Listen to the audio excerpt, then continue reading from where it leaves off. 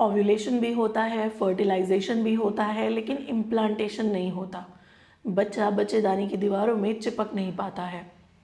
सफल इम्प्लांटेशन के लिए प्रॉपरली बच्चा बच्चेदानी की दीवारों में चिपके, उसके लिए हमें क्या उपाय करना चाहिए। बहुत सारे कारण होते हैं जिन कारणों से आपका बच्चा आपके बच्चेदानी में नहीं चिपका। कुछ महिलाएं ये कहती हैं कि हमें सारे लक्षण आए थे लेकिन प्रेगनेंसी नहीं रुकी, हमें पीरियड्स आ गए।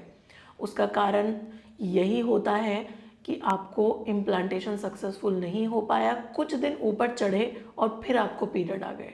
ऐसा नहीं कि पीरियड अपने समय पर आए हैं, सारा प्रोसेस ठीक हुआ था, आपको हल्का फुल्का धब्बा, इम्प्लांटेशन ब्लीडिंग भी हुई थी, अर्ली प्रेगनेंसी के सिम्टम्स भी आए थे, सारी चीज़ें नॉर्मल हुई थी, लेकिन आपको पीरियड आ गए। उसका कारण यही रहा कि आपको इम्प्लांटेशन फेल हो गया, इम्प्लांटेशन फेलियर हो गया। नमस्कार, आपका बहुत बहुत स्वागत है आपके अपने YouTube चैनल में। मैं डॉक्टर हिना खान, गायनोकोलॉजिस्ट। आज की वीडियो में हम बात करने वाले हैं एक बहुत ही जनरल टॉपिक के बारे में, इम्प्लांटेशन फेलियर के बारे में। क्या ऐसी कोई होम रेमेडी है, क्या ऐसी कोई उपाय है, क्या ऐसा कोई फल है जिसका इस्तेमाल करने से अपनी डे टू डे लाइफ में आपकी एंडोमेट्रियम, आपकी बच्चादानी की दीवारें अच्छी बनती हैं।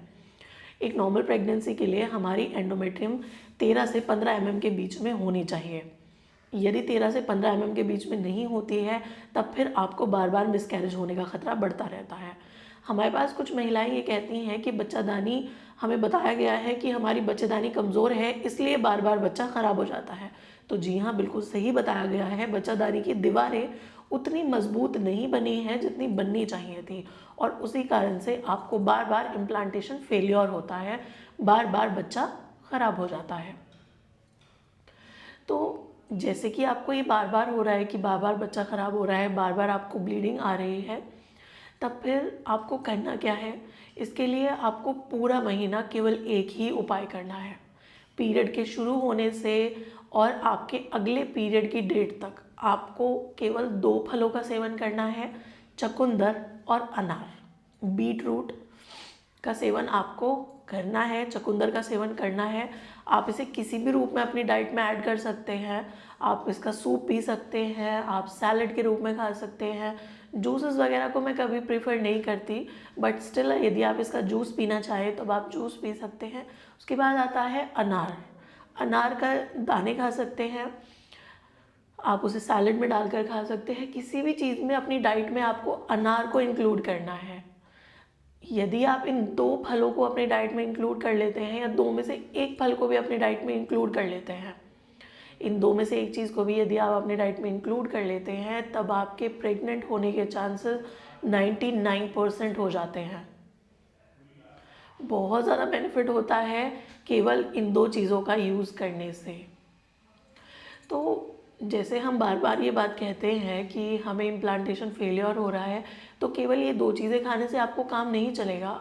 उसके साथ अच्छी डाइट, एक्सरसाइज, योगा, मेडिटेशन, तनाव से दूर रहना, 8 घंटे की नींद लेना, ये भी बहुत ज़्यादा महत्वपूर्ण है। यदि आपको पीसीओडी है, पीसीओएस है, तब फिर आपको डॉक्टर को विज़िट करना चाहिए, प्रॉपर ट्रीटमेंट कराना चाहिए।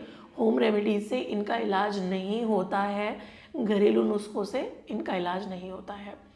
PCOD, PCOS, endometriosis, adenomyosis, uterine fibroids, uterine polyps, cervicitis, इन सब चीज़ों के लिए आपको प्रॉपर डॉक्टर को मिलना पड़ेगा, ट्रीटमेंट कराना पड़ेगा, और जैसे ही ये समस्या ठीक होगी और आपको तुरंत प्रेगनेंसी रुक जाएगी।